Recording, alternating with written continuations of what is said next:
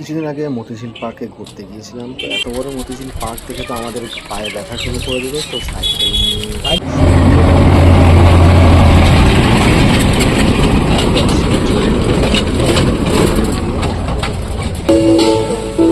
অনেকক্ষণ ধরে দাঁড়িয়ে থেকে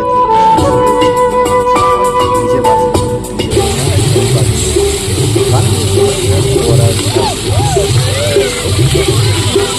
মতিঝিলের একদম শেষ প্রান্তে এই যে আমরা পদ্ম হ্রদ দেখতে পাচ্ছি, এটার কিন্তু একটা জিওগ্রাফিক্যাল একটা হিস্ট্রি রয়েছে এর মধ্যে। তো আমরা মোটামুটি যারা জিওগ্রাফির স্টুডেন্টস তারা অবশ্যই এটা হ্রদটা দেখে বুঝতে পারবে যে অশ্বক্ষুরাতি হ্রদ আসলে কেমন দেখতে হয়, মানে ঘোড়ার খুরের মতন যেটাকে বলি। এটা কিন্তু ভাগীরথীর যে মেইন স্ট্রিমটা ছিল, অর্থাৎ মেইন যে পুকুর নদীটা ছিল, সেখান থেকে কিন্তু বেরিয়ে এসে একদম আলাদা হয়ে গেছে এবং এটা কিন্তু মতিঝিলের চারপাশ দিয়ে রয়েছে। এটা অবশ্যই কিন্তু দেখবে, দেখে হ্যাঁ অবশ্যই শেখার তো অনেক কিছুই রয়েছে, তো বাকিটা অবশ্যই শিখবে।